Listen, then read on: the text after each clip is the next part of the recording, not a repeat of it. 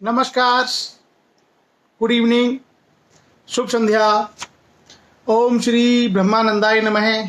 ओम श्री केशवानंदाय नमः। स्वागत है आप सभी लोगों का शाम के इस सेशन में, जिसमें हम लोग भारतीय इतिहास के ऊपर चर्चा कर रहे हैं। और आज के सेशन में हम लोग जो मुगल काल है, मुगल काल का जो लेटर पार्ट है, उसकी चर्चा करेंगे।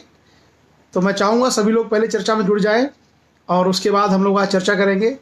आज हमारे बीच में जो लोग जुड़ रहे हैं उनमें प्रमुख है मनीष लोधी राजपूत जी, अंजलि राजपूत, कृष्ण गोपाल लोधी, अनीश कुमार, हरिशंकर राजपूत किसान, ओम प्रकाश राजपूत जी, मंजू दयाल जी, लोधी शैलेंद्र जी, शिव मोहन सिंह लोधी जी, धर्मेंद्र सिंह आज़ाद हिंदुस्तानी, पीयूष लोधी जी, भारती राजपूत, संतोष राजपूत, गिरीश भारत, सुनील राजपूत, सुनील सिंह जी हमारे लक्ष्य के बांदा के जिला अध्यक्ष हैं। और आज इन्होंने एक बहुत अच्छा सेशन लिया जिसमें उन्होंने केबीसी की तर्ज पर क्वेश्चन आंसर पूछे और बहुत सारे लोगों ने उसमें पार्टिसिपेट किया। तो हम सुनील सिंह जी को बहुत बहुत बधाइयाँ देते हैं कि देखिए, शिक्षा क्या है, एक दीपक है। एक जलते हुए दीपक से आप हजारों दीपक जला सकते हैं। अगर एक आदमी शिक्षा की बात करता है तो हजारों लोग शिक्षा की बात कर सकते हैं, लेकिन एक हजारों बुझे हुए दीपक से आप एक दीपक नहीं जला सकते। तो शिक्षा एक ऐसी ज्योति है कि अगर एक आदमी एक दीपक जलाता है तो उस दीपक के सहारे हम ऐसे हजारों दीप जला सकते हैं। तो हमारे लक्ष्य बांदा के जिला अध्यक्ष सुनील सिंह जी ने आज पूरा सेशन लिया, मैंने भी सेशन देखा, और उसमें आपने क्वेश्चन आंसर के माध्यम से बहुत सारे युवाओं को, विद्यार्थियों को जोड़ा और बड़े अच्छे अच्छे सवाल आपने पूछे। तो मैं पुनः आपको बधाई देता हूं कि हमारा लक्ष्य परिवार इसी तरीके से तरक्की करते रहे और आप सभी भाई लोग मिलकर के शिक्षा के लिए इसी तरीके से देश के कोने कोने में, गांव गांव, घर घर शिक्षा का दीप जलाते रहे। हेमलता लोधी जी हैं, रोहित सिंह लोधी जी हैं, सुशील लोधी हैं, जीतू राजपूत जी हैं, रामकिशन राजपूत जी हैं, संतोष राजपूत हैं, इंजीनियर ओमकार लोधी राजपूत हैं, सुशील लोधी जी हैं, पद्मेश लोधी जी हैं, लोकपाल सिंह जी हैं, अधिवक्ता शिवस्वरूप राजपूत जी हैं, पीयूष लोधी जी हैं, कुलदीप लोधी राजपूत हैं, ब्रजेश सिंह लोधी हैं, बांदा से राकेश लोधी जी हैं, अभिनव रतन है हमारे बीच, कृष्ण गोपाल लोधी, डॉक्टर कुलदीप सिंह राजपूत, शिव सिंह आर राजपूत, मेघराज सिंह जी, धर्मेंद्र राजपूत, लखनऊ से पीयूष लोधी, मंजूलता राजपूत, शुभ संध्या, हरीश सिंह राजपूत जी, राकेश सिंह जी, डॉक्टर देश दीपक राजपूत जी, कुलदीप लोधी राजपूत, लोधी हरिओम राजपूत, सत्येंद्र लोधी जी, धर्मेंद्र सिंह जी, ओम प्रकाश सिंगरौल जी, लोधी गिरिजेंद्र जी, हर्ष लोधी, गोविंद सिंह राजपूत, संतोष कुमार लोधी जी, डॉक्टर देश दीपक जी, गुड इवनिंग, कैसे हैं आप? सुनील सिंह जी को पुनः बहुत बहुत बधाई। यशपाल सिंह राजपूत, मनीराम कारपेंटर, कमल लोधी, रामचंद्र वर्मा जी, संदीप श्रीवास्तव जी,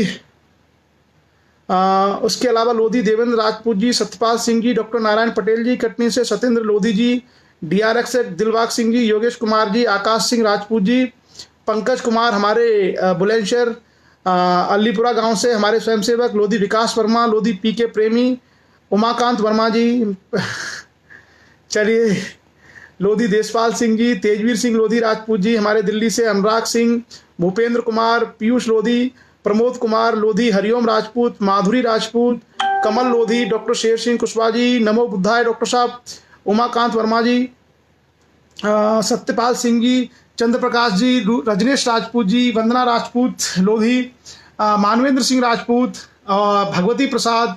मैंने सबके नाम एक साथ पढ़े क्योंकि बहुत सारे लोग एक साथ जुड़ गए। तो स्वागत है सभी का, हम लोग वेलकम करते हैं।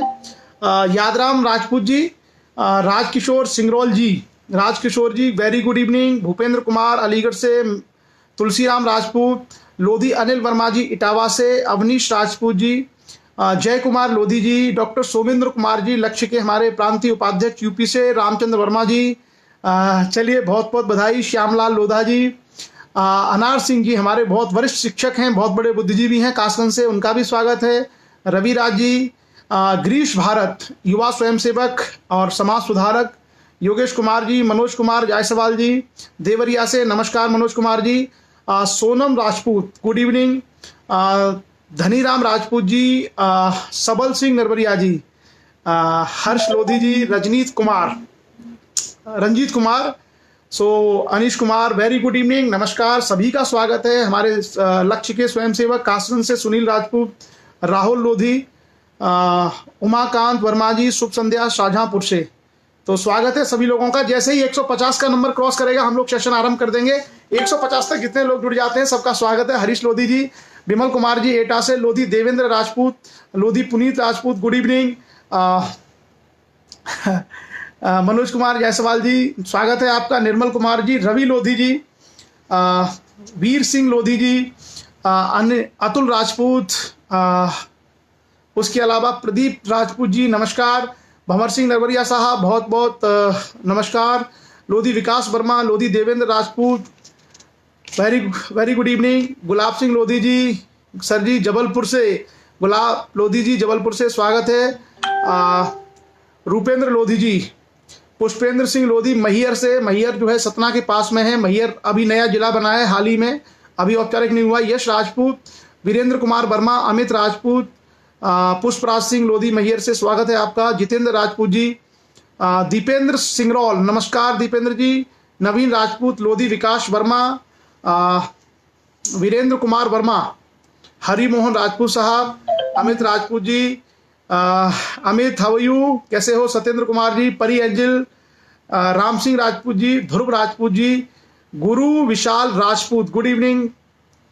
Raju Lodhi ji, Yash Rajput ji, very good evening. Doctor Monu Rajput, अधिवक्ता जी, आपका स्वागत है। Dhruv Rajput, very good evening. So चलिए, हर्षराज सिंह लोध और ललिता देवी नरवरिया, सर जी नमस्कार, शुभ संध्या जी। Santosh Kumar ji, Jitendra Rajput ji, Gyanendra Kumar ji, very good evening, स्वागत है आप सभी लोगों का। और 152 लोग, जैसा हमने कहा 150 लोग होते ही हम लोग शुरू कर देंगे। नीरज राजपूत जी हमारे उत्तर प्रदेश पुलिस से, लोधी हेमंत सिंह राजपूत कवि हैं हमारे भाई, सत्यवीर सिंह जी, कमलेश लोधी राजपूत, मानवेंद्र सिंह राजपूत जी, राहुल राजपूत जी, आपका स्वागत है। संदीप राजपूत, आपका भी स्वागत है। Atendra Singh ji, Atendra ji very good evening. Atul Rajput, good evening. Rahul Rajput, Kaushal Kumar, Arvind Lodhi. थोड़ी देर और वेट कर लेते हैं, कुछ सेकंड और, फिर हम आरंभ करेंगे। 160 लोग जुड़ चुके हैं। अजीत लोधी, ध्रुव राजपूत, विक्रम सिंह राजपूत, मनोज कुमार राजपूत, उसके अलावा पंचम लोधी जी, उसके अलावा जिग्नेश सांगदा, गुड इवनिंग जिग्नेश जी। कुलदीप सिंह राजपूत, अरविंद सिंह लोधी, खलक सिंह जी, वेद प्रकाश जी, नारायण राजपूत जी, कमलेश लोधी राजपूत जी, गोविंद सिंह राजपूत जी, अशलेंद्र सिंह राजपूत जी, नमस्कार, गुड इवनिंग, शुभ संध्या। तो चलिए, बाकी लोग जुड़ते रहेंगे और उनका भी स्वागत है जो इस पर चर्चा में थोड़ा देरी से जुड़ेंगे। आप सभी लोगों का स्वागत है इस चर्चा में।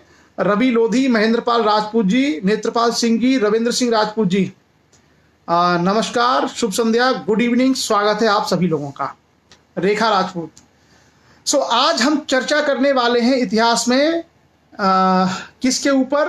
उत्तर काल का, मुगल का जो लेटर पीरियड है। जुगराज सिंह जी, प्रदीप राजपूत जी, करनाराम और कुंवर मोहित प्रताप सिंह इटावा से, doctor Rajeev Verma Lodhi, good evening. Yadram Rajput. तो स्वागत है आप सभी लोगों का। आज कल हम लोगों ने चर्चा की थी मुगल काल के बारे में, और मुगल काल के बारे में हमने ये देखा था कि औरंगजेब तक का पूरा इतिहास हमने चर्चा की थी।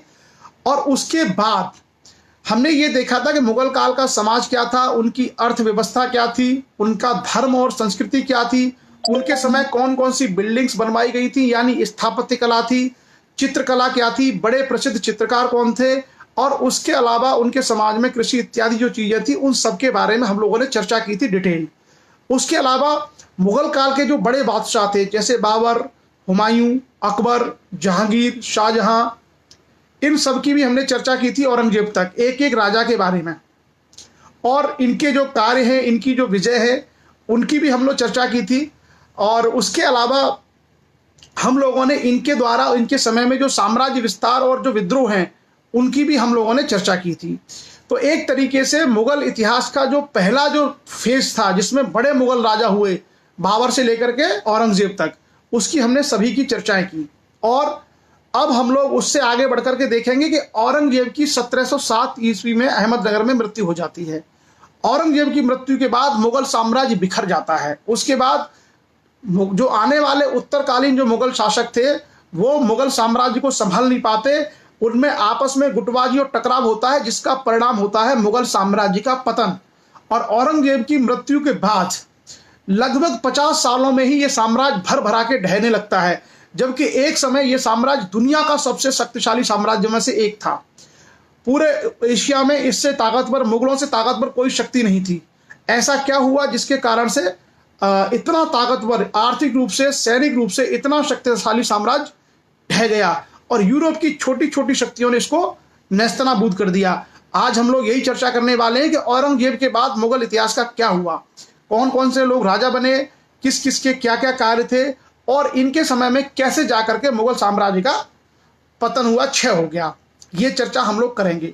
उससे पहले एक चर्चा हम लोग ये करते हैं कि अभी हम लोगों ने जो लाइव सेशन की श्रृंखला आरंभ करी थी, आप में से बहुत सारे जो लोग थे पहले जुड़े थे। कुछ सेशन हम लोगों ने मेरी अपनी फेसबुक आईडी पर लिए थे, उसके बाद कुछ सेशन हमने जागो लोधी समाज में लिए थे। लॉकडाउन शुरू हुआ था 24 मार्च को और मेरे ख्याल से 25 मार्च की शाम या 26 मार्च को हम लोगों ने अपने सेशन आरंभ किए थे। उससे लगातार हम लोगों ने सेशन लिए, बीच में कोई इक्का दुक्का हमारा दिन ही कोई मिस हुआ था जिसमें हमने सेशन नहीं लिया था। तो आज मैंने काउंट किया था, हम लोगों ने 100 सेशन अब तक कंप्लीट किए हैं, 100 सेशन। और 100 सेशन एक बड़ी चीज होती है। इस लॉकडाउन के 1.5 पौने 2 महीने के दौरान हम लोगों ने सुबह शाम लगा करके 100 सेशन लिए, संविधान के ऊपर, इतिहास के ऊपर, सामाजिक मुद्दों के ऊपर, समाज सुधार के ऊपर, कुरीतियों के ऊपर, पाखंड के ऊपर और कुछ जो समसामयिक चीजें, इनको लेकर के अब तक हम लोगों ने 100 सेशन लिए हैं। तो आप सभी लोगों को बहुत बहुत धन्यवाद कि आप लोगों ने 100 सेशन तक लगातार हमारा साथ दिया। आप सब लोगों ने अपना समय निकाल करके वो सेशन देखे और आप सब लोगों ने उन सेशन को इतना शेयर किया कि लगभग 7 लाख से ज्यादा लोग अब तक उसको देख चुके हैं। तो आप देखिए देश के कितने बड़े हिस्से में वो सेशन पहुंचे हैं। 7 लाख, पौने 2 महीने में 7 लाख से ज्यादा लोगों ने उसको देखे हैं, सेशन को, 100 से ज्यादा सेशन को।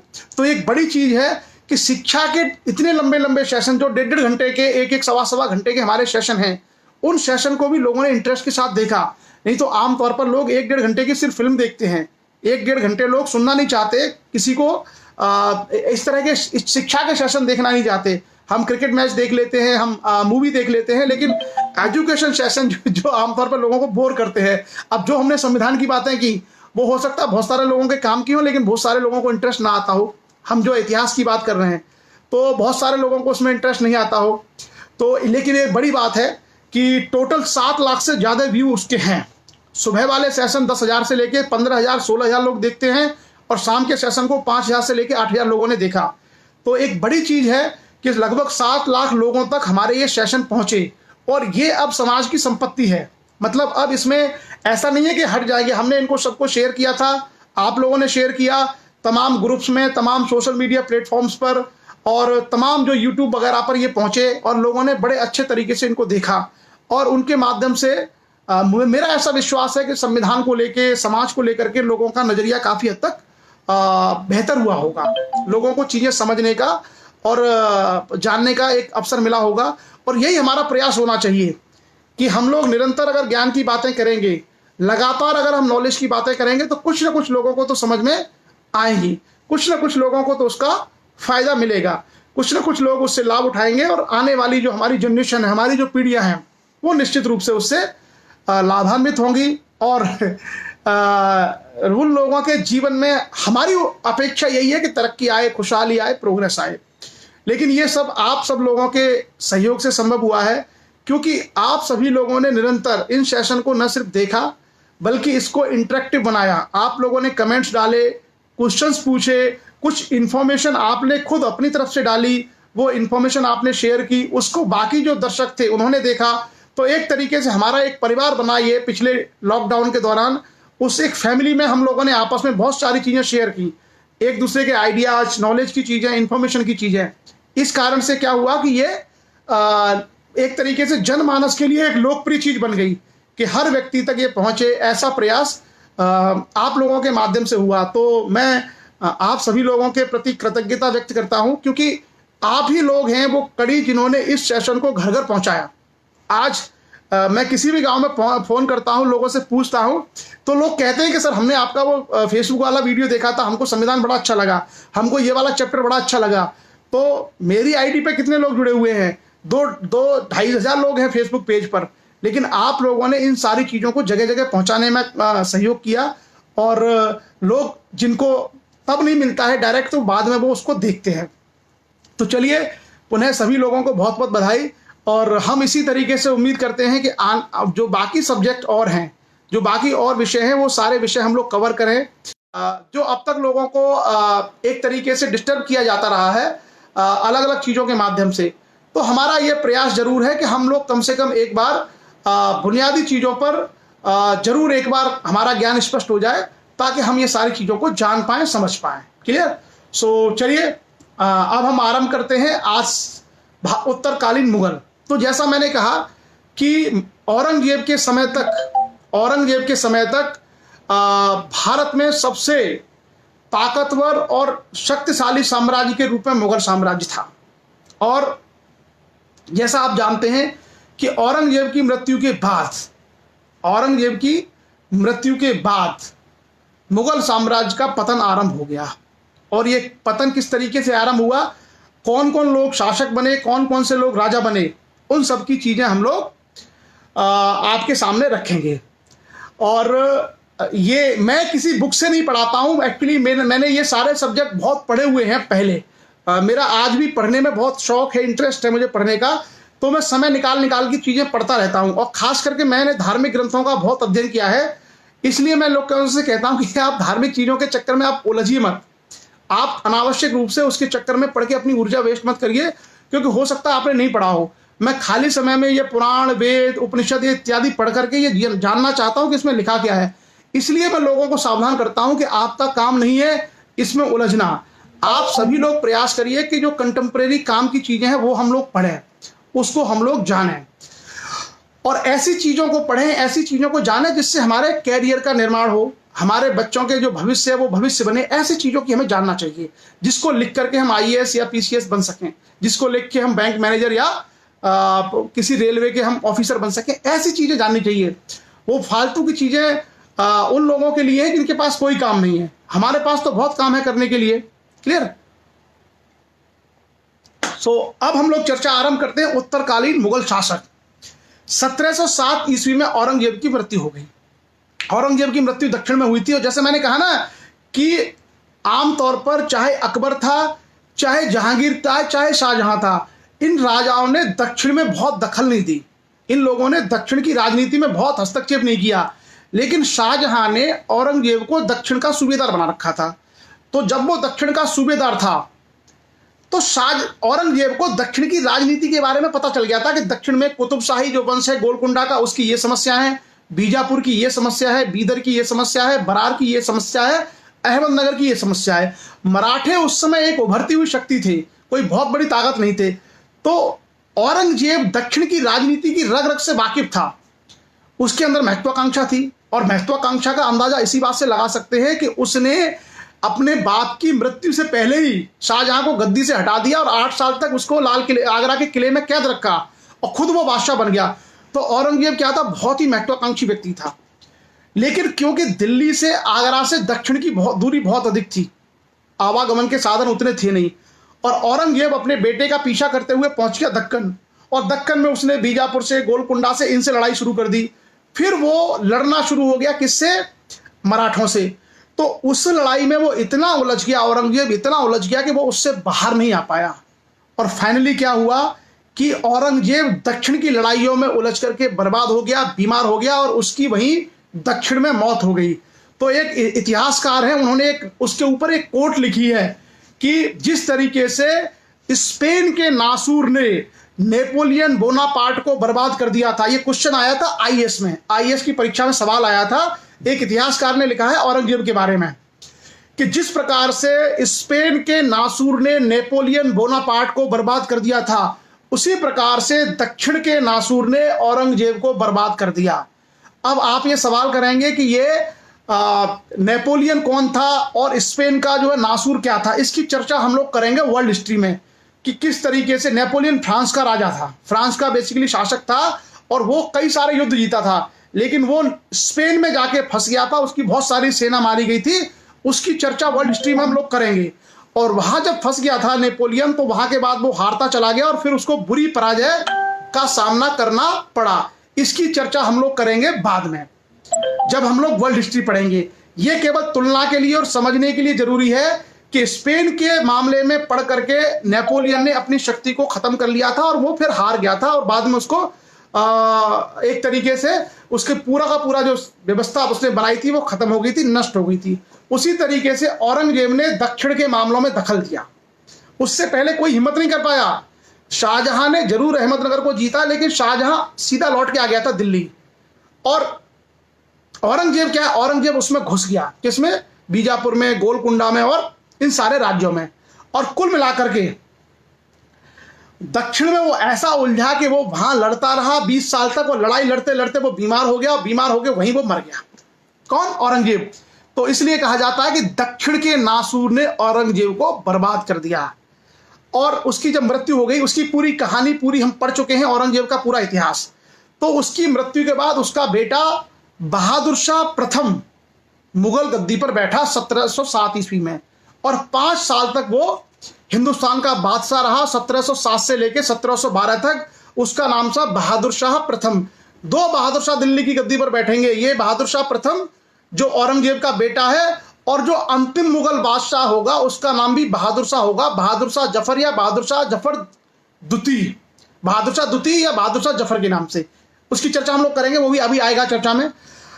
इसने 1707 से लेकर 1712 मतलब 5 वर्ष तक शासन किया बहादुर शाह प्रथम के नाम से। ये औरंगजेब का बेटा था और इसको शाहे बेखबर भी कहा जाता है। इसको शाहे बेखबर मतलब ये बेपरवाह आदमी था, इसको कोई बहुत ज्यादा परवाह नहीं थी। बेसिकली क्या हुआ था कि ये जो था, क्योंकि औरंगजेब बहुत लंबी उम्र तक जो है बादशाह रहा था। औरंगजेब आप देखेंगे तो औरंगजेब काफी बूढ़ा हो गया था, तब तक औरंगजेब ने राज किया। लगभग मुझे लगता है 70 साल तक की उम्र तक शायद उसने राज किया था। तो इनको बेचारों को कम समय मिला, ये खुद ही बुढ़े होने लग गए थे, ये जो राजकुमार थे। तो इस कारण से इसको बहुत कम समय मिला। इसके समय में इसने जो मराठे थे, मराठों को सरदोषमुखी वसूल करने का राइट दे दिया, लेकिन चौथ वसूल करने का अधिकार इसने नहीं दिया। तो एक तरीके से मुगल सत्ता की पकड़ यहां कमजोर पड़ने लगी थी और मराठों ने सरदेशमुखी का अधिकार छीन लिया कि उस एरिया से टैक्स रेवेन्यू का कलेक्शन हम लोग करेंगे। इसके समय में सिखों ने बंदा बहादुर के लीडरशिप में अपना विद्रोह जारी रखा। आपको पता होगा कि औरंगजेब के समय गुरु गोविंद सिंह ने विद्रोह जारी रखा था, और गुरु गोविंद सिंह के बाद उस विद्रोह की कमान संभाली थी बंदा बहादुर ने। बंदा बहादुर के नाम से आपको गुरुद्वारे मिल जाएंगे आज भी। बंदा बहादुर जो था वो बहुत बड़ा वीर आदमी था सिख समाज का। उसके बाद 1711 ईस्वी में डच मतलब हॉलैंड या नीदरलैंड, वहां का एक प्रतिनिधि मंडल आया था इसके दरबार में, और इसने उनको व्यापारिक फरमान दे दिया था कि आप व्यापार करो आराम से। तो जो कंपनियां थी यूरोप की, वो इन लोगों के समय अब देखिए पावरफुल होने लग गई, व्यापार का फरमान ले गई। ऐसे काम करेंगी आगे चल करके। 1712 में बहादुर शाह प्रथम की मृत्यु हो गई और इसके 4 बेटे थे, जहांदार शाह, अजीमुशान, रफीउशान और जहांशाह। इन चारों में लड़ाई हो गई। किसके लिए? सत्ता के लिए। जैसे औरंगजेब, दारा शिकोह, शाह शुजा, यानी जो शाहजहां के बेटों में लड़ाई हुई थी, इसी तरीके से जो बहादुर शाह प्रथम था उसके भी चारों बेटों में सत्ता के लिए संघर्ष हुआ। आपस में लड़ाई मारकाट शुरू हो गई और उस लड़ाई में अंत में जहांदार शाह जीता। और जहांदार शाह 1 साल तक केवल दिल्ली का बादशाह रह पाया। आप सोचिए कि पहले दिल्ली का बादशाह 40 साल 30 साल रहता था कोई व्यक्ति, तो उससे शासन को स्थायित्व मिलता था। यहां पर बहादुर शाह प्रथम बना 1707 में, 1712 में खत्म। उसके बाद जहांदार शाह बना 1712 में, 1713 में खत्म, यानी 1 साल में। तो 6 साल के अंदर 2 राजा बदल गए। उसके बाद हम आगे देखें तो जहांदार शाह ने कुछ उल्लेखनीय कार्य किए थे, कुछ महत्वपूर्ण कार्य किए थे। क्या कार्य किए थे? इसने जजिया कर को समाप्त कर दिया था। भारत में मुगल शासकों में अकबर और जहांदार शाह, ये 2 शासक ऐसे थे जिन्होंने जजिया कर को समाप्त कर दिया था। पहले जो है औरंगजेब ने जजिया कर लगा दिया था, लेकिन जहांदार शाह ने उस जजिया कर को समाप्त कर दिया। उसने कहा यह विभेदकारी है हिंदुओं के प्रति, तो इसलिए इसको समाप्त किया जाए। फिर इसने इसके शासनकाल में आकर के मराठों को इसने चौथ के अलावा, सरदेशमुखी के अलावा चौथ वसूल करने का भी अधिकार दे दिया। अभी हम लोग मराठों के बारे में जब पढ़ेंगे तब मैं आपको बताऊंगा कि चौथ और सरदेशमुखी क्या होता था, क्योंकि अभी हम लोगों ने मराठों की चर्चा नहीं की है। तो आप समझ लीजिए एक तरीके से अपने राज्य में कर वसूल करने की स्वतंत्रता ये दे दी थी मराठों को मुगलों ने। पहले मुगल नहीं देते थे, क्योंकि पहले मुगल बहुत ताकतवर थे। तो मुगल कहते थे कि हमारा राज्य, इसलिए हम आपको इस तरह का कोई अधिकार नहीं दे सकते। यहां पर आकर के मुगलों की कमजोरी हमको दिखाई देती है कि जहांगीर शाह के शासनकाल में आकर के मराठों को चौथ और सरदेशमुखी वसूल करने का अधिकार मिल गया। उसके अलावा जो राजा था जयसिंह, राजा जयसिंह को इसने मिर्जा राजा की उपाधि दी, वही जयपुर वाला। और यही जो राजा जयसिंह है, इसने ही जंतर मंतर बनवाए थे। उज्जैन में जंतर मंतर है, जयपुर में जंतर मंतर है, दिल्ली में जंतर मंतर है, ये इसी जयसिंह ने बनवाए थे। क्लियर। उसके बाद हम आगे चलते हैं। सिखों को छोड़ करके बाकी सारी शक्तियों के साथ इसने लगभग मेल मिलाप कर लिया था, एक तरीके से मामले को शांत कर लिया था बाकी लोगों के साथ में। तो बहुत ज्यादा विद्रोह की स्थिति इसमें नहीं थी। क्लियर। उसके बाद 1713 ईस्वी में, यानी एक साल बाद ही, इसी के भतीजे जहांगीर शाह का भतीजा था, उसका नाम था फर्रुखसियर, और फर्रुखसियर ने जहांगीर शाह को निपटा दिया, मतलब उसकी हत्या कर दी। और उसकी हत्या की थी दो सरदारों ने, जिसमें एक का नाम था अब्दुल्ला खां और एक का नाम था हुसैन अली। ये अब्दुल्ला खां और हुसैन अली ये सैयद बंधुओं के नाम से जाने जाते हैं, और इन्होंने भारतीय राजनीति को बहुत प्रभावित किया था। सैयद बंधुओं ने, इनको भारत के इतिहास में किंग मेकर कहा जाता है, राजा बनाने वाले सरदार के रूप में जाने जाते हैं सैयद बंधु। तो ये जो सैयद बंधु थे, ये इसके विश्वास पात्र थे। किसके? सैयद बंधु विश्वास पात्र थे फर्रुखसियर के। और फर्रुखसियर ने अपने ही चाचा जहांगीर शाह की हत्या कर दी, और वो फिर बना मुगल बादशाह, दिल्ली का बादशाह। और 1713 से लेकर 1719 तक लगभग इसने 6 वर्ष तक शासन किया। इसके समय में ही बंदा बहादुर को फांसी दी गई थी। क्या क्या कार्य हुए इसके समय में? जो जयसिंह राजा को मिर्जा की उपाधि मिली थी, उसी जयसिंह को इसने सवाई की उपाधि दे दी। उसको सवाई मिर्जा जयसिंह कहा जाने लगा। 1717 में इसके दरबार में अंग्रेज कुछ फरमान लेके आए थे, तो इसने अंग्रेजों को व्यापार करने की छूट दे दी थी। जहांगीर शाह ने छूट दी थी डच लोगों को, इसने छूट दी अंग्रेज व्यापारियों को। तो अब यहाँ पे यूरोपीय शक्तियां देखिए घुस रही हैं भारत में। डच आ गए हैं, अंग्रेज आ गए हैं, और इसी तरीके से वो आते जाएंगे। और आगे चल करके मुगलों के और अंग्रेजों के बीच में, या भारतीय शक्ति और अंग्रेजों के बीच में युद्ध होगा। उसमें क्या होगा कि ये यूरोप की शक्तियां भारतीय राजाओं को हरा देंगी, और भारत फिर आगे चल करके यूरोप के लोगों, खास करके अंग्रेजों का गुलाम बन जाएगा। लेकिन प्रक्रिया बहुत पहले से चल रही है। क्लियर। आगे आगे चलते हैं हम। और उसके बाद 1719 में इसकी मृत्यु हो गई फर्रुखसियर की। और उसके बाद 2 छोटे छोटे व्यक्ति राजा बने एक ही साल के अंदर अंदर 1719 में। एक का नाम था रफी-उद-दर्जात, ये भी बच्चा था, और एक था रफी-उद-दौला। रफी-उद-दर्जात और रफी-उद-दौला, इन दोनों को सैयद बंधुओं ने ही राजा बनाया था। इवन सैयद बंधुओं ने ही फर्रुखसियर की हत्या की थी। तो कुल मिलाकर के फर्रुखसियर ने, जो सैयद बंधु थे अब्दुल्ला और हुसैन अली, इन्होंने पहले फर्रुखसियर को बनाया, फिर रफी-उद-दर्जात को बनाया, फिर रफी-उद-दौला को बनाया, और रफी-उद-दौला, इन दोनों को हटने के बाद फिर इन्होंने मोहम्मद शाह को दिल्ली का बादशाह बनाया। और जो मोहम्मद शाह था, उसको रंगीला के नाम से भी जानते हैं, मोहम्मद शाह रंगीला। मोहम्मद शाह रंगीला 1719 से लेकर 1748, यानी एक लंबे समय तक, ये लगभग हम कह सकते हैं 29 साल तक ये राजा रहा, 29 ईयर्स तक दिल्ली का बादशाह रहा। मोहम्मद शाह को पता था कि जो ये सैयद बंधु हैं हुसैन अली और ये अब्दुल्ला अली, अब्दुल्ला खां और हुसैन अली, ये किसी भी बादशाह को मरवा देते हैं गुटबाजी करके। तो मोहम्मद शाह बड़ा सतर्क आदमी था, उसने सबसे पहले इनको ठिकाने लगवाया। तो एक गुटबंदी करके सैयद बंधुओं को इसने मरवा दिया। किसने? मोहम्मद शाह ने। और इसी कारण से मोहम्मद शाह बहुत लंबे समय तक राज कर पाया। क्लियर।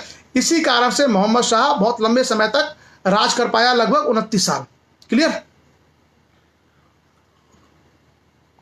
उसके बाद हम चर्चा करते हैं आगे। इसने सबसे पहले सैयद बंधुओं को मरवाया। उसके बाद हैदराबाद, अवध और बंगाल, जो 3 राज्य थे, जो आगे चल करके जिनका झगड़ा या तो मराठों से होगा या जिनका झगड़ा अंग्रेजों से होगा। हैदराबाद और मराठों के बीच में लड़ाई होगी। हैदराबाद दक्षिण की शक्तियों के चक्कर में यहां भी लड़ेगा। और हैदराबाद वही राज्य है जो भारत जब आजाद होगा तो भारत की आजादी में मिलने से मना कर देगा। हैदराबाद का जो निजाम है वो भारत के दस्तक नहीं करेगा, वो हस्ताक्षर नहीं करेगा। तो उस हैदराबाद के निजाम की नींव भी मोहम्मद शाह के शासनकाल में ही पड़ी, स्वतंत्र राज्य के रूप में। पहले वो मुगलों का हिस्सा था, और जब मोहम्मद शाह रंगीला जब भारत का बादशाह था, तो उस समय यही हैदराबाद की रियासत ने अपने आप को स्वतंत्र कर लिया और निजाम वहां पर गद्दी पर बैठते थे। क्लियर? वही निजाम है जो भारत में 1947 में मिलने से मना कर देंगे और सरदार वल्लभ भाई पटेल वहां पे आर्मी भेज देंगे, तो बाद में वो डर के आएगा और फिर साइन कर देगा निजाम और भाग जाएगा भारत छोड़ के। वो चर्चा हम लोग मॉडर्न इंडिया में करेंगे। उसके अलावा अवध का एक नया राज्य बना। अवध अब तक मुगलों के अधीन था, लेकिन इस समय जाकर के अवध का भी एक अलग राज्य बना नवाबों के अधीन। तो अवध के जो राजा थे उनको कहा जाता था नवाब, अवध के नवाब और बंगाल के नवाब, और हैदराबाद के शासकों को कहा जाता था निजाम। तो मोहम्मद शाह के शासनकाल में हैदराबाद के निजामों का स्वतंत्र राज्य बना। अवध के और बंगाल के नवाबों ने भी अपने अपने राज्यों को स्वतंत्र कर लिया। तो आप समझ सकते हैं दिल्ली कितना कमजोर हो गया होगा। यानी मुगल साम्राज्य यहां तक आते आते इतना कमजोर हो गया कि छोटे छोटे राज्यों ने अपनी स्वतंत्रता की घोषणा कर दी। उसके बाद इसी के काल में नादिर शाह ने 1739 में भारत पर आक्रमण किया। नादिर शाह बेसिकली अफगान था, उसने भारत पर आक्रमण किया और उसे ईरान का नेपोलियन कहा जाता है। ईरान का नेपोलियन कहा जाता है नादिर शाह को। नादिर शाह ने लूटा भारत को। करनाल में 24 फरवरी 1739 में एक बड़ी लड़ाई हुई जिसमें मुगल सेनाओं को बुरी तरीके से हराया और दिल्ली में घुसाया, और दिल्ली में तमाम मारकाट की नादिर शाह ने। और दिल्ली से जब वो गया तो वो शाहजहां का जो तख्त ताउस था जिस पर शाहजहां बैठता था और जिसमें वो कोहिनूर हीरा लगा हुआ था, इसको नादिर शाह ले गया। नादिर शाह इस कोहिनूर हीरे को लेके चला गया। क्लियर? उसके बाद हम बात करें 1737 में, इसी के समय बाजीराव प्रथम ने दिल्ली पर हमला कर दिया, दिल्ली पर चढ़ाई कर दी। तो आप समझिए कि 1737 में जहां एक समय मराठों ने बाजीराव प्रथम की लीडरशिप में दिल्ली पे हमला कर दिया और मोहम्मद शाह कुछ नहीं कर पाया, और 1739 में अफगानों ने नादिर शाह के नेतृत्व में हमला कर दिया। तो यह दर्शाता है कि दिल्ली का जो राजा था वो नाम मात्र का रह गया। मतलब मराठे वहां से आकर दिल्ली पे हमला कर रहे हैं और नादिर शाह अफगानिस्तान से आकर के दिल्ली पे हमला कर रहा है। तो इस समय तक आते आते यानी 1739 तक आते आते दिल्ली का जो मुगल बादशाह वो कहने के लिए प्रतीक के रूप में भारत का सबसे बड़ा सम्राट था, लेकिन उसकी कोई बहुत शक्ति रह नहीं गई थी क्योंकि क्षेत्रीय शक्तियां इनके ऊपर हमला करना शुरू कर चुकी थी। उसके बाद 1748 में इसकी मृत्यु हो गई नादिर शाह की, और उसके बाद आगे चल करके 1748 से 1754 में अहमद शाह अब्दाली भारत का अहमद शाह शासक बना। 1748 से 1754 अहमद शाह। और अहमद शाह जो राजा था, इसी के समय में बादशाह के समय में क्या हुआ, भारत पे अहमद शाह अब्दाली ने आक्रमण किया। और उसके बाद 1754 से लेकर के 1758 तक आलमगीर द्वितीय दिल्ली का बादशाह बना। और इसी के समय अब्दालियों ने पहली बार भारत पर आक्रमण किया। इसी के समय 1757 में आलमगीर द्वितीय के समय ही 1757 में प्लासी का युद्ध हुआ। प्लासी के युद्ध की चर्चा हम लोग करेंगे आधुनिक भारत के इतिहास में। तो यहां तक आते जाते हम देखते हैं कि मुगलों पर सब तरफ से हमले होने लगे थे। इवन प्लासी की लड़ाई जब हुई है तो उसमें मुगल थे ही नहीं। प्लासी की लड़ाई होती है बंगाल के नवाब और अंग्रेजों के बीच में। तो मुगल यूरोपियन से नहीं लड़ रहे हैं। कौन लड़ रहा है? भारत के अपने यहाँ के जो छोटी छोटी शक्तियां थी, जो नवाब थे। क्लियर? आगे हम चर्चा करते हैं और आगे देखते हैं 1758 में क्या हुआ। एक नया घटनाक्रम हुआ कि दिल्ली पर दो बादशाह बने। एक आदमी दिल्ली का बादशाह बना शाहजहां तृतीय के नाम से, और जो शाह आलम था वो शाह आलम बंगाल में उसने अपने आप को बिहार की गद्दी पे बिठाया। तो एक तरीके से आप देखना, एक ही समय में दो शासक हैं। शाहजहां तृतीय नाम का शासक बैठता है दिल्ली में और बिहार में बैठता है शाह आलम द्वितीय। और जब ये दोनों लोग बैठेंगे तो इन दोनों के बीच में संघर्ष तो होगा ही, क्योंकि दिल्ली की बादशाहत के लिए, दिल्ली का भारत का सम्राट बनने के लिए कोई एक ही व्यक्ति वैध हो सकता था। इसी कारण से इन दोनों में संघर्ष हुआ और फाइनली शाह आलम द्वितीय विजेता घोषित हुआ। और शाह आलम द्वितीय ने 1759 से लेकर के 1806 ईस्वी तक शासन किया। 1759 से लेकर 1806, आप समझ सकते हैं कितना बहुत लंबा काल है। 1759 से 1806 का मतलब है लगभग आपका 47 कितना हो गया, हाँ 47 ईयर्स। तो ये शाह आलम द्वितीय उसके बाद सबसे लंबे समय तक शासन करने वाला राजा हमको दिखाई देता है दिल्ली के तख्त पर। इसी के समय 1761 में मराठे और अहमद शाह अब्दाली के बीच में पानीपत का युद्ध हुआ 1761 में। तो ये कहने के लिए शाह आलम द्वितीय दिल्ली का और हिंदुस्तान का बादशाह है, लेकिन आप देखिए मराठों ने वहां से आकर के पानीपत के युद्ध में, पानीपत कहां पड़ता है? हरियाणा में। दिल्ली को पास करते हुए वो कहां तक जाते हैं? पानीपत तक। और पानीपत में जाकर के पानीपत में जाकर के अहमद शाह अब्दाली से कौन लड़ते हैं? मराठे। तो मराठे भारत की सबसे ताकतवर शक्ति है 1761 में। मुगल बादशाह कोई बड़ी शक्ति नहीं रह गया। और आप देखिए कि मुगल बादशाह दिल्ली में बैठा हुआ है और अहमद शाह अब्दाली भारत पर हमला करता है और उसको रोकने के लिए मराठे जाते हैं। तो इसका मतलब है यहां तक आते आते 1761 तक आते आते अब जो है मुगलों की कोई बहुत बड़ी औकात नहीं रह गई थी।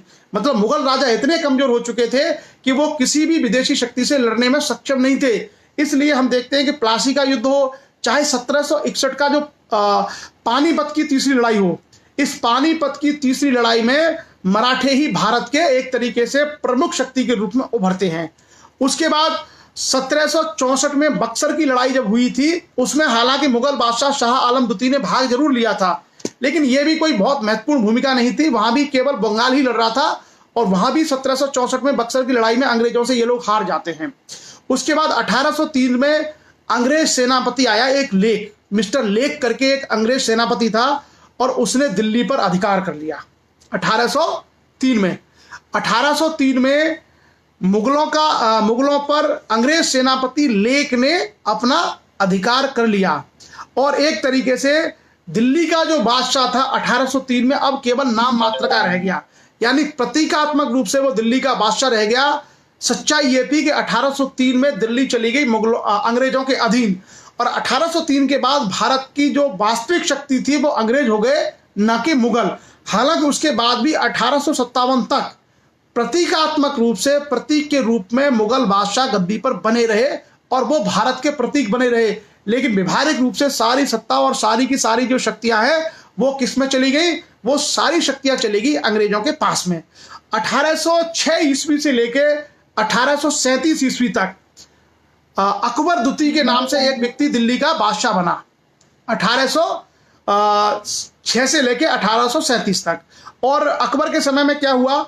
अकबर के समय में दो चीजें हुई बड़ी खास। एक तो जो अकबर द्वितीय था, इसने राजा राम मोहन राय को राजा की उपाधि दी। राजा राम मोहन राय थे, उनका पहले नाम था राम मोहन राय। उनको राजा की उपाधि मुगल बादशाह अकबर द्वितीय ने दी थी। क्लियर?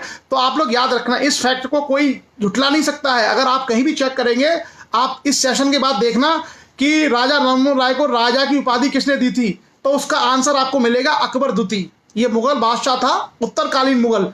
अकबर द्वितीय और अकबर द्वितीय ने इनको उपाधि दी। और अकबर द्वितीय के शासन काल में 1835 में अंग्रेजों ने मुगलों के सिक्कों का प्रचलन बंद करवा दिया। अब ईस्ट इंडिया कंपनी के और अंग्रेजों के सिक्के चलना आरंभ हो गए। तो 1835 तक आते आते मुगलों की जो वास्तविक शक्ति है वो भी चली गई, अब केवल नाम मात्र की रह गई और केवल एक समय का इंतजार था कि कब अंग्रेज ये घोषणा करें कि हिंदुस्तान का साम्राज्य आज से महारानी विक्टोरिया का साम्राज्य होगा। 1857 में वो भी हो गया। अब हम आगे देखते हैं अंतिम जो शासक है। अंतिम शासक कौन हुआ इनका? अंतिम शासक था बहादुर शाह द्वितीय या बहादुर शाह जफर। वो 1837 से लेकर के और 1857 तक वो मुगल बादशाह रहा। और आपको पता होगा 1857 में अंग्रेजों के खिलाफ भारत में एक बहुत बड़ा आंदोलन हुआ था और उस आंदोलन में क्या रहा कि उस आंदोलन के बाद मुगलों के भारतीयों ने विद्रोह कर दिया और उस विद्रोह की अगुवाई भी बहादुर शाह जफर ने ही की थी। अंततः ये सभी लोग हार गए और ये अंग्रेजों की कठपुतली थे। जो बाद के जो राजा थे, चाहे वो शाह आलम हो, आलमगीर द्वितीय हो, चाहे आपका अकबर द्वितीय हो, चाहे बहादुर शाह जफर हो, ये सभी अंग्रेजों की कठपुतली हुए थे कि साहब हम हिंदुस्तान के बादशाह हैं। लेकिन हिंदुस्तान की सारी जो सत्ता थी एक तरीके से अंग्रेजों के पास जा चुकी थी। 1857 में विद्रोह हुआ, आप सभी लोग जानते हैं। और उस विद्रोह में इसके दो बेटे थे, उनको गोली मार दी गई और इसको पकड़ के रंगून भेज दिया गया। रंगून मतलब म्यांमार। रंगून भेज दिया गया बहादुर शाह को पकड़ के और वहीं पर ये मर गया। तो इसको एक तरीके से देखा जाए, भारत में जमीन भी नसीब नहीं हुई। जो अंतिम बादशाह था, इसको भारत में दफनाने के लिए जमीन भी नसीब नहीं हुई। बहादुर शाह की अच्छाई क्या थी कि ये बहुत अच्छा गायक लेखक था, ये बहुत बढ़िया गजल लेखक था। बहादुर शाह जफर गजलें लिखता था। उसकी एक गजल मैंने लिखी है, अब मैं आपको पढ़ के सुना देता हूं, 4 लाइनें केवल। बड़ा अच्छा लिखता था बहादुर शाह जफर, उर्दू का बहुत बड़ा जानकार था।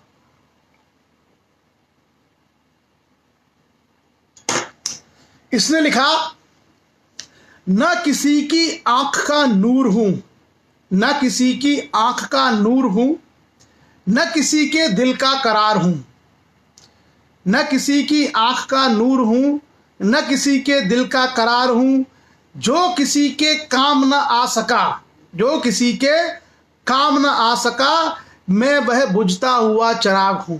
ये इसी ने लिखा है, बहादुर शाह जफर ने। तो बहादुर शाह जफर की मुझे लगता है 57 में इसको पकड़ा था दिल्ली से, और इसके बाद इसको भेज दिया था रंगून, और वहीं पर 4-6 साल बाद इसकी मृत्यु हो गई। और दिल्ली के जो लाल किला था इस पर अंग्रेजों का झंडा फहरा दिया गया। अंग्रेजों ने फिर कब्जा कर लिया और हिंदुस्तान के वास्तविक मालिक फिर अंग्रेज हो गए, और उनके साथ अंग्रेजों तक लड़ाई हमारी चलती रही 1947 तक। उसके 90 साल बाद तक संघर्ष चला, तब जाके भारत आजाद हुआ। लेकिन भारत अंग्रेजों की गुलामी की गिरफ्त में 1757 से ही चला गया था, एक तरीके से देखा जाए तो। ये जो सारी की सारी चीजें हैं वो हमने देखा कि उत्तरकालीन मुगल शासक औरंगजेब के बाद से लेकर के बहादुर शाह जफर के बीच में कितने शासक हुए और किस किस के समय में क्या क्या प्रमुख गतिविधियां और घटनाएं हुई। कुछ लोगों ने यहाँ पे कमेंट किए थे कि साहब ये जो है इतिहास मुगलों ने लिखवा लिया। अरे चाहे मुगलों ने लिखवाया हो चाहे किसी ने लिखवाया हो, आपको ये स्वीकार करना पड़ेगा कि 1556 में भारत का बादशाह अकबर था और 1605 तक भारत का बादशाह अकबर था। आप इसको झुटला सकते हो क्या? कोई नहीं झुटला सकता। औरंगजेब 1758 से लेकर के 1707 तक भारत का बादशाह था। कोई भी व्यक्ति इसको झुटला सकता है किसी किताब से? नहीं झुटला सकता। तो इतिहास में सत्य को स्वीकार करना सीखिए। आपकी सनक से और आपकी सोच से इतिहास नहीं चलता है कि उन्होंने लिखवा दिया। भाई उन्होंने लिखवा दिया या उन्होंने कुछ भी किया, आपके जो इतिहासकार है ये तो रिसर्च करके लिखते हैं ना, वो आप उसको झुटला नहीं सकते। जो हुआ है वो हुआ है। आज भी अगर लाल किला आप देखें, ताजमहल आप देखें, तो क्या आप इसको मना कर सकते हो कि ये बिल्डिंग नहीं है? कोई कुछ भी कहता रहे। हम क्या है, कभी धार्मिक भावना से हम लोग ग्रसित हो जाते हैं, इसलिए कभी कभी सत्य को हम स्वीकार नहीं करते हैं। आप ताजमहल देखने जाओगे, आपको मानना पड़ेगा ये बिल्डिंग है, आपको देख के लगेगा ये बिल्डिंग है। मतलब ऐसा नहीं है कि आप कहते हो किताब में लिख दिया ताजमहल और ताजमहल कुछ है ही नहीं है। भाई उन्होंने काम किया। मुगलों का शासन रहा है भारत में 350-400 साल, उन्होंने काम किया।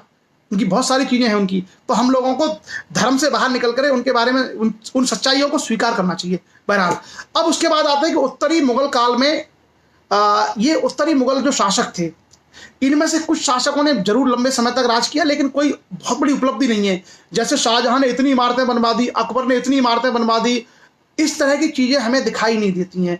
ना तो कला संस्कृति दिखाई देती है, न स्थापत्य कला, बड़े किले महल दिखाई देते हैं, कुछ भी नहीं दिखाई देता। न मस्जिदें दिखाई देती हैं। ये कुछ नहीं कर रहे, ये केवल आपस में लड़ रहे हैं या इनके गुट आपस में लड़ रहे हैं और ये एक दूसरे को मारकाट कर रहे हैं।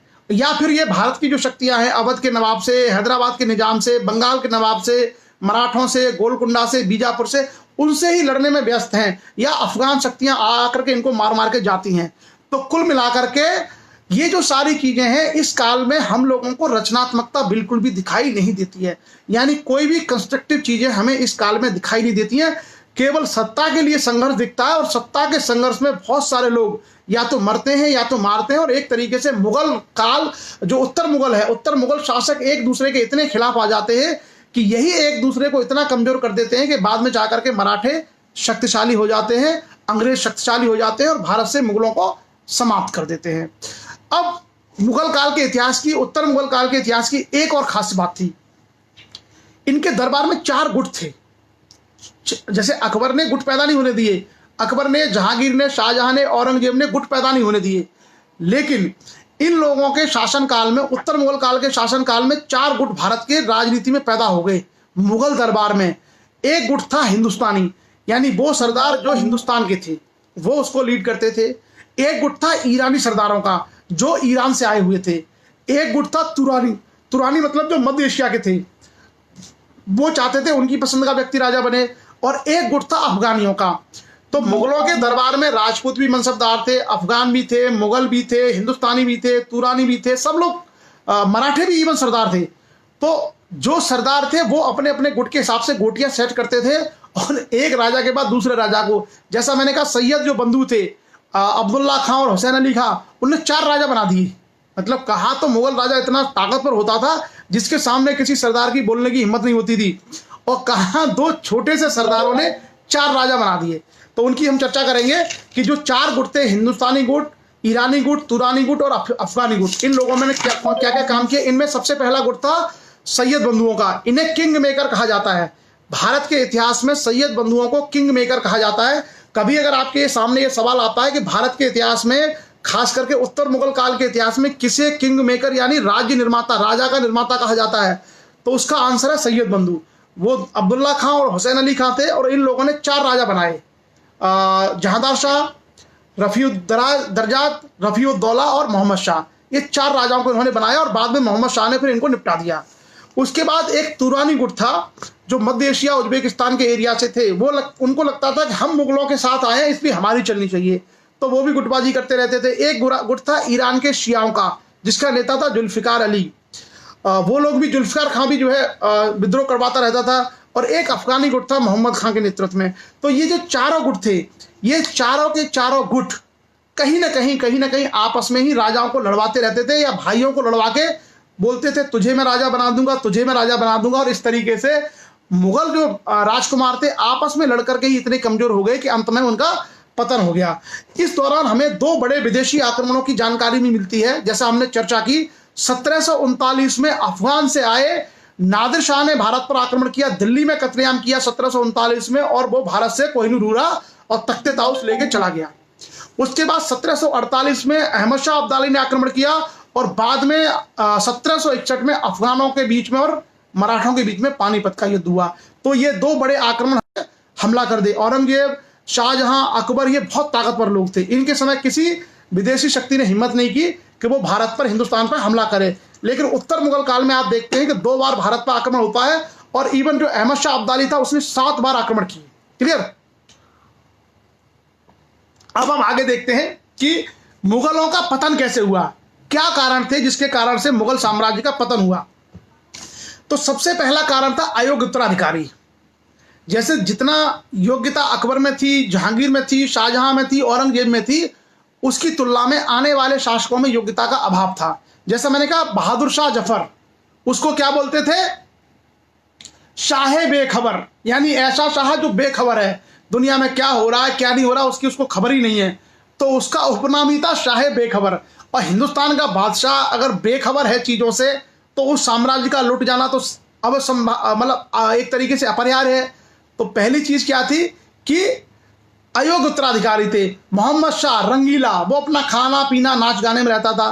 फर्रुखशियर, लंपट मूर्ख, इस तरह की इनकी उपाधियां थी उत्तर मुगल शासकों की। तो बड़ी बड़ी अयोग्यताएं थी इनमें, किसी में पीने का गुण था, किसी में लड़ने का, इसी तरह के ये लोग थे। तो योग्यता एक बड़ा पैमाना था जिसके कारण से साम्राज्य का विघटन हुआ और मुगल साम्राज्य का पतन हुआ। उसके अलावा दरबारी गुटबंदी, जो मैंने कहा कि जो 4 गुट थे, ईरानी गुट, तुरानी गुट, हिंदुस्तानी गुट और अफगानी गुट, इन चारों गुटों के सरदार अपनी अपनी पसंद के राजकुमार को बादशाह बनाना चाहते थे। तो कभी किसी का मर्डर करवा दिया, कभी किसी को जहर दिलवा दिया, ये संघर्ष करते रहते थे। इस कारण से मुगल दरबार में क्या हो गया था, आपस में अविश्वास हो गया था, कोई किसी को भी मार सकता था। तो ये जो 4 गुट थे, इनकी गुटबाजी के कारण भी मुगल साम्राज्य का पतन हुआ। उसके बाद औरंगजेब की नीति, जो औरंगजेब है, औरंगजेब ने अपने समय में जो दक्षिण की नीति अपनाई और मराठों से उलझने की नीति अपनाई, इस कारण से मुगल जो साम्राज्य है इसके बहुत सारे संसाधन वेस्ट हो गए, बर्बाद हो गए। इस कारण से मुगल साम्राज्य इतना कमजोर हो गया कि वो अंग्रेजों से, मराठों से लड़ने के लायक रहा नहीं। इसी कारण से एक बड़ा कारण था जिसकी वजह से मुगल साम्राज्य का पतन हुआ। उसके बाद सैनिक दक्षता, जब अंग्रेज अपने साथ में आए तो बंदूकें लेके आए, अत्याधुनिक हथियार थे उनके पास, और मुगल अभी भी ट्रेडिशनल तलवार से, भाले से ही लड़ना चाहते थे। तो कहीं ना कहीं अपनी सैनिक जो क्षमता है, वो सैनिक क्षमता इनकी कमजोर पड़ी। जो अंग्रेज थे, फ्रांसीसी थे, वो समुद्र में भी लड़ाई लड़ लेते थे क्योंकि वो समुद्र में जहाजों के माध्यम से आए थे। तो उनके पास अत्याधुनिक हथियार थे, मॉडर्न वेपन्स थे और मॉडर्न रिसोर्सेस थे। इसी कारण से ये लोग, मुगल इनसे नहीं लड़ पाए। उसके अलावा मनसबदारी व्यवस्था जो अकबर ने शुरू की थी, बाद में क्या मनमानी मनसब दिया, जिसने विद्रोह किया उसको संतुष्ट करने के लिए मनसब दे दिया कि भैया तुम ये मनसब लो, और मनसबदारों ने अपने मनसब ठेके पे उठा दिए दूसरे लोगों को, एक तरीके से सब कॉन्ट्रैक्ट कर देना। उसमें क्या हुआ, जिसकी मर्जी आ रही है लूट रहा है, राजस्व, मतलब एक केंद्रीय राजस्व का स्रोत सूख गया और आपस में सरदार नीचे लड़ने लगे मनसबदार। इस कारण से भी मुगल साम्राज्य का पतन हुआ क्योंकि इकोनॉमिक जो रिसोर्स था वो वीक हो गया। उसके अलावा हम देखें सामाजिक व्यवस्था, कोई तुरानी है, कोई ईरानी है, कोई अफगानी है, कोई सिया है, कोई सुन्नी है, ऊपर से जो हिंदू वाले थे उनको लेकर के भी ये शामिल कम करते थे लोगों को। तो इस कारण से सामाजिक जो वैमनस्य था वो मुगल काल में इतना ज्यादा उभर आया गुटों के माध्यम से कि वो एक प्रतीक के रूप में हिंदुस्तान के साम्राज्य को बचाए रखने के लिए एक साथ आने को तैयार नहीं थे। इस सामाजिक संरचना के कारण भी मुगल साम्राज्य का पतन हुआ। और एक जो इतिहासकार सतीश चंद्रा है, जो मेरे फेवरेट है, मैं उनको बहुत पढ़ता हूँ सतीश चंद्रा को, मध्यकालीन भारत के रूप में। उन्होंने लिखा है कि कृषि संकट आ गया था, मतलब कहीं सूखा पड़ा, कहीं इस तरह की चीजें हुई, कृषि के लिए नवीन प्रयोग जैसे शाहजहां ने और अकबर ने किए थे या फिरोज शाह तुगलक ने किए थे, उस तरह की व्यवस्थाएं नहीं की गई। पानी की लोगों के लिए व्यवस्था करना, कृषि जब संकट आया तो कृषि संकट ने क्या है, राजस्व को बहुत बड़ा झटका दिया और इस कारण से भी मुगल साम्राज्य का पतन हो गया। तो आज हमारा ये चैप्टर पूरा का पूरा मुगल इतिहास हमारा कंप्लीट हो गया। अब हम लोग कल से एंट्री करेंगे आधुनिक भारत का इतिहास। लेकिन आधुनिक भारत के इतिहास में जाने से पहले हम लोगों को 3-4 चीजें पढ़नी है। एक तो सिखों का इतिहास हमको पढ़ना है, जो सिखों के 10 गुरु थे वो कौन कौन थे ये पढ़ना है।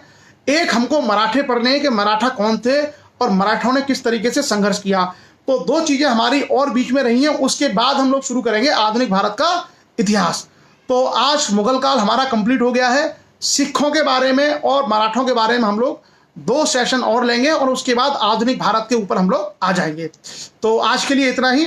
तय समय में लगभग 1 घंटे का समय था, हमारा पूरा सेशन कंप्लीट हुआ। सारे जो लेटर मुगल जो रूलर्स थे उनको हमने कंप्लीट किया और जो इंपॉर्टेंट इवेंट्स थे उनके काल में वो सारी घटनाएं हमने चर्चा की। और इतना ही आप लोग याद रखिएगा, इतनी, इससे ज्यादा कुछ भी नहीं आता, मतलब इससे ज्यादा इस इतिहास में कुछ नहीं आता है। क्लियर? सो आई होप कि आप सभी लोगों को अच्छा लगा होगा और आज के सेशन को हम लोग यहीं विराम देते हैं। आप सब लोग चर्चा में जुड़े, उसके लिए आप सभी लोगों का बहुत बहुत आभार। शुभ रात्रि, जय हिंद।